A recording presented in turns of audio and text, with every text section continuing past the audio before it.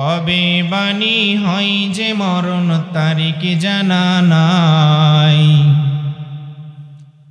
আমার একটা 3.5 হাত বাড়ি আছে, থাকার মানুষ নাই। আমার একটা 3.5 হাত বাড়ি আছে, থাকার মানুষ নাই। আমার যেদিন হবে মরণ, পাড়া প্রতিবেশী সবাই মিলিয়া সেই বাড়িতে রেখে আসবে মাটি চাপা দিয়া, মাটি চাপা দিয়া।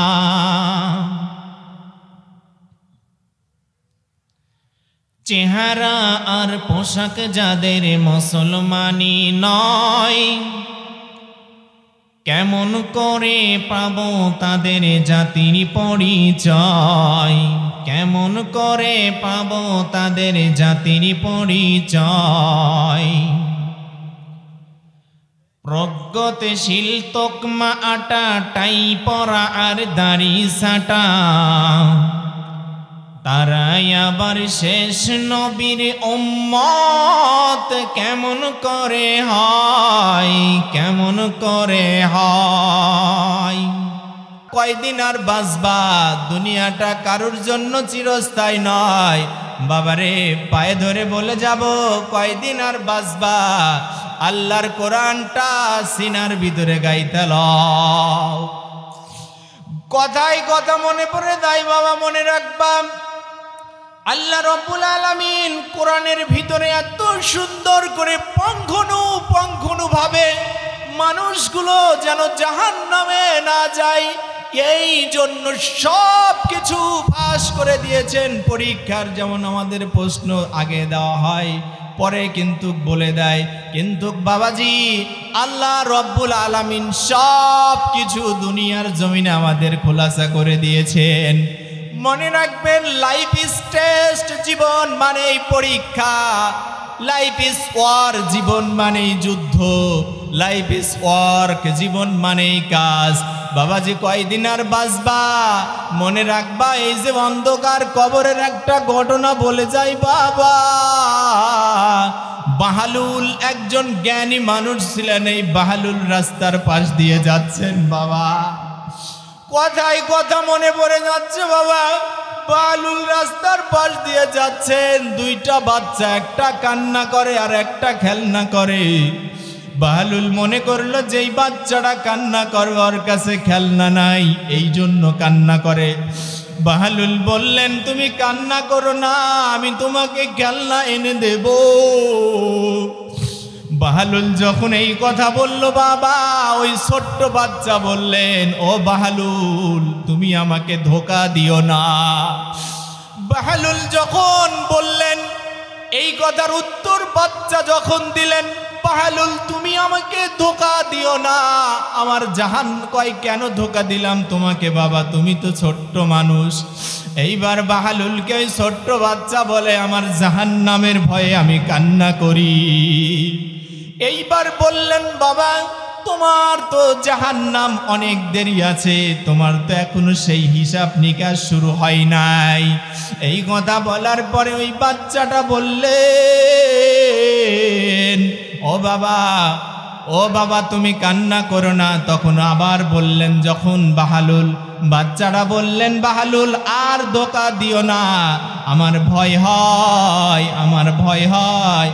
আমার মা যখন সকালের চুলা জ্বালায় তখন আমি দেখেছি ছোট ছোট খড়িগুলো আগে দেয়।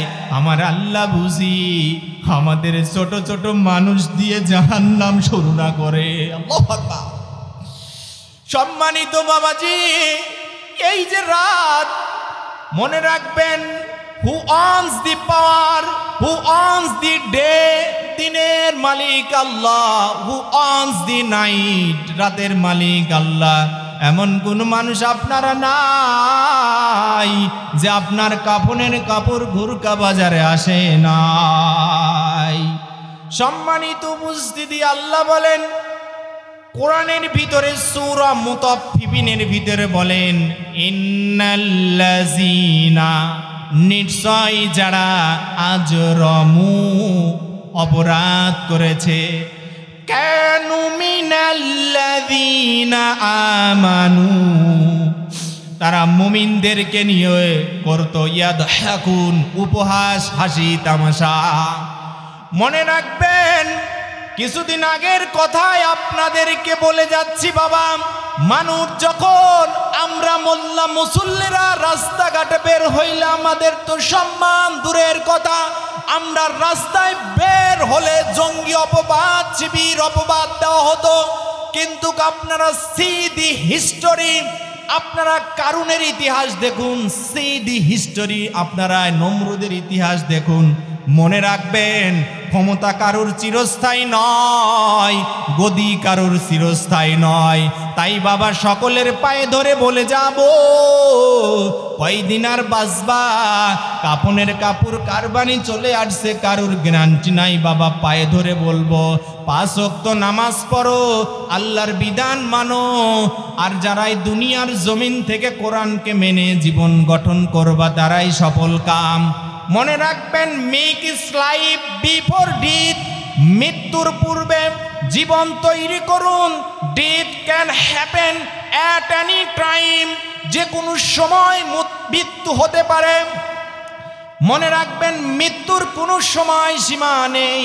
আর আল্লাহ রব্বুল আলামিন তামান পৃথিবীর খবর রাখেন বাবা, দুনিয়াটা কারুর জন্য চিরস্থায়ী নয়।